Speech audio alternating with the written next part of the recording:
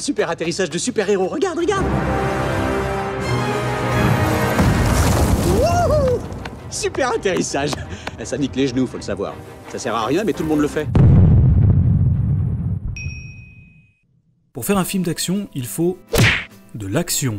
Oui, ça paraît évident, mais c'est pas aussi simple que ça. Avant de créer de l'action, il faut créer une histoire, parce que c'est l'histoire qui va pousser le héros à créer de l'action. Pas besoin d'en faire des tonnes. Prenez Speed par exemple. Le premier volet était assez simple sur le papier. Il y a une bombe dans un bus, et s'il passe en dessous de 80 km/h, il explose. Et on est parti pour 2 heures d'action.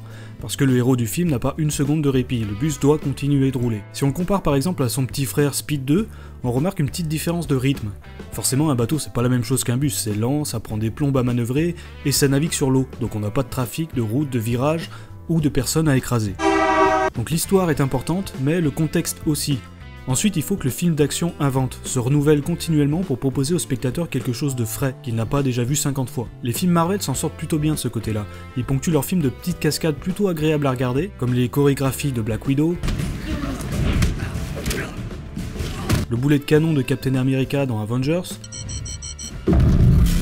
ou encore cette scène dans Le Soldat de l'hiver. Certains films ont d'ailleurs tout misé sur ce concept-là. C'est le cas par exemple de la saga Mission Impossible qui à chaque fois tente de repousser les limites. Que ce soit une séquence complète ou une cascade de quelques secondes, la création et le souci du détail a toujours son importance. Dernier détail, faites en sorte que vos scènes d'action reflètent la qualité de vos personnages. Qu'est-ce que ça veut dire ? En gros, si je vous demande d'imaginer une scène de combat entre Deadshot et Batman par exemple, je suis quasiment persuadé que dans votre tête ça ressemblera pas vraiment à ça.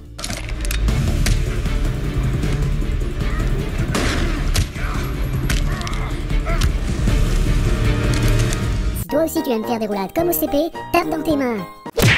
Évidemment, il faut un héros, quelqu'un qui va porter le film, quelqu'un en qui on a envie de ressembler éventuellement, mais surtout quelqu'un dont on a envie de suivre l'histoire. Prenez Die Hard par exemple. Dans le premier film, John McClane n'est pas un héros, c'est juste un mec qui essaye de reconquérir le cœur de sa femme. En tout cas, c'est pas mon nom qui t'a manqué, hein. Sauf peut-être quand tu signes des chèques. Depuis quand es-tu Mademoiselle Gennaro ? Malheureusement, il se trouve au mauvais endroit, au mauvais moment. Et il est le seul à pouvoir résoudre le problème. Au moment où démarre l'action, il a perdu sa femme, donc la raison même pour laquelle il est ici. Donc ce combat va être la seule chose qui lui reste. Et même si c'est un peu un enfoiré, il se soucie des autres, il veut sauver ceux qui sont innocents. C'est pour ça qu'il a choisi d'être flic. Si on compare le John McClane du premier film et celui du dernier film, vous verrez que c'est un détail qui a complètement disparu. Tu crois que je pige un seul mot de ce que tu dis ? Il faut donc garder en tête la personnalité, on va dire, de notre héros quand on crée de l'action. Dans cette scène par exemple, le réalisateur va prendre le temps de filmer l'intérieur de la voiture où on voit Jason Bourne en train de se coller au siège pour minimiser l'impact du choc. Et on voit la même chose avec la ceinture quelques minutes plus tard. C'est un détail, mais ça nous rappelle encore une fois que notre héros est intelligent et qu'il a toujours le bon réflexe peu importe la situation. Deuxième point, et c'est celui que beaucoup de films semblent avoir oublié, il faut rendre le héros vulnérable. Le côté héroïque va se créer à la seconde où le spectateur a peur pour le personnage, parce qu'il a envie de suivre son histoire et qu'il n'a pas envie de le voir mourir. Dans le premier Matrix, on voit clairement que Neo a du mal à combattre l'agent Smith. Donc il y a une certaine tension qui va se créer quand les deux vont se rencontrer. I'm gonna enjoy watching you die. Dans le premier film, on le voit souffrir, saigner, alors que dans le second, ça lui pose aucun problème de combattre toute une armée. C'est donc important de créer un personnage qui devient un héros plutôt que l'inverse. Il y a quelques années, j'ai eu la chance de voir Alien au cinéma sur grand écran, et il y a cette scène à la fin où Ripley se retrouve seul dans le vaisseau avec l'alien, tous les deux coincés dans un espace assez restreint. Elle a beau être forte, elle nous l'a démontré tout au long du film, elle est quand même seule face à la créature qui a bouffé tout son équipage. Il n'y a aucun combat, mais on sent le danger. L'histoire du héros qu'on a suivi depuis le début du film peut s'arrêter à ce moment précis. Et puis elle ouvre le sas et balance l'alien dans l'espace comme un vieil étron. Et à ce moment-là, la salle entière s'est mise à applaudir.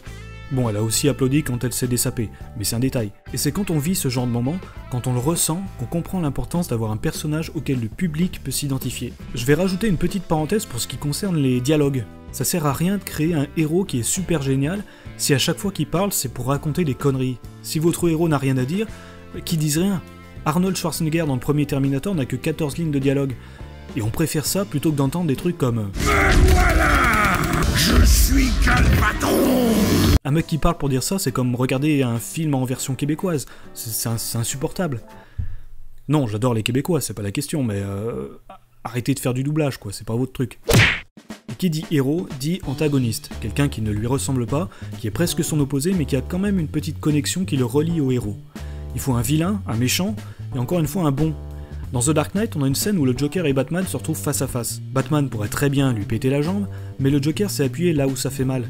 Il va combattre Batman avec une force un peu plus psychologique. Il va lui dire qu'ils se ressemblent, qu'ils sont tous les deux des monstres.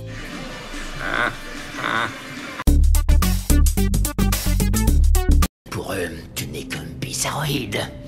Comme moi. Pour l'instant, ils ont besoin de toi. Mais après un certain temps, ils vont sûrement te larguer. Comme un lépreux. Pour créer un bon antagoniste, il faut lui donner une motivation qu'on peut comprendre. Il suffit pas simplement de créer un mec qui veut de l'argent ou détruire le monde entier, il faut lui donner une bonne raison de le faire, mettre en doute le spectateur, qui se dise ouais il a de bons arguments. Regardez Dark Vador, c'est l'un des méchants les plus célèbres du cinéma et pourtant c'est juste un mec qui a vu sombrer sa vie dans le chaos.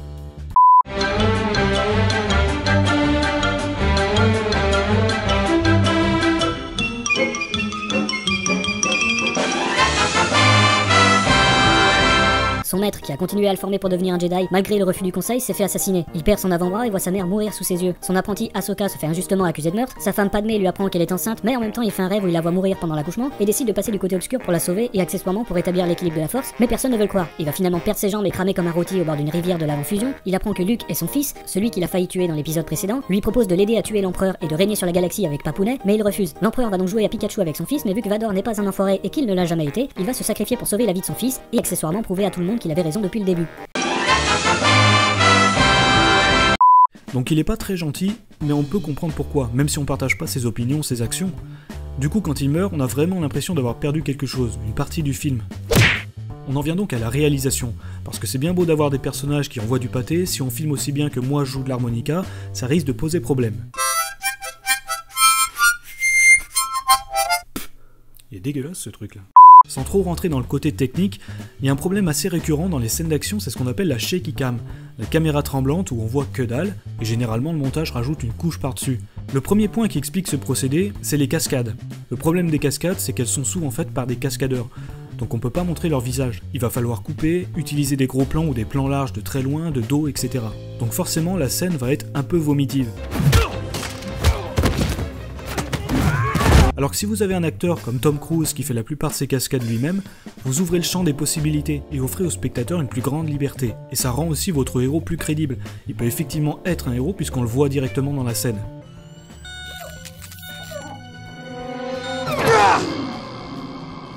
Malheureusement, tous les acteurs ne peuvent pas se permettre de jouer le rôle du cascadeur, donc il faut faire avec.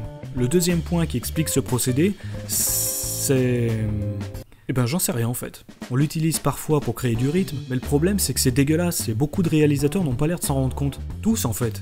Le seul qui à mon sens arrive à maîtriser cette technique, c'est Paul Greengrass. Par exemple, on a une séquence assez impressionnante au début du dernier Jason Bourne. La caméra tremble, on a des zooms, des plans larges, puis des plans serrés, mais à aucun moment on est perdu. On connaît l'ensemble de la scène, on sait ce qui se passe, et on peut situer notre héros dans le décor. Quand il filme une scène de combat, il va pas chercher à camoufler l'action. Il va utiliser des plans très serrés et quelques plans larges avec un montage très précis pour montrer à quel point ces acteurs sont impliqués dans leur rôle.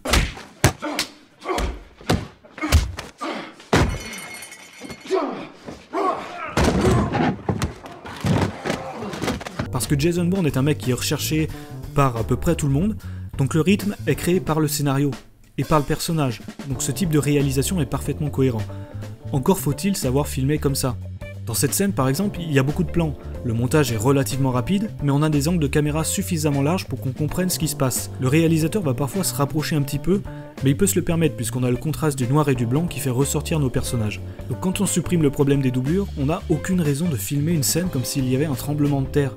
Regardez la scène de combat dans Matrix, on peut la regarder pendant des heures, c'est du spectacle, on voit les deux acteurs directement en train de se battre sous nos yeux. Bref, pour faire un bon film d'action, il faut d'abord faire un bon film, parce que l'emballage ne pardonne pas toujours le contenu. La première fois que vous tombez sur une photo du groupe Kiss par exemple, vous vous dites « Oula, c'est des métalleux, ça doit être un peu violent comme musique ». Et puis vous écoutez une chanson et vous vous rendez compte que...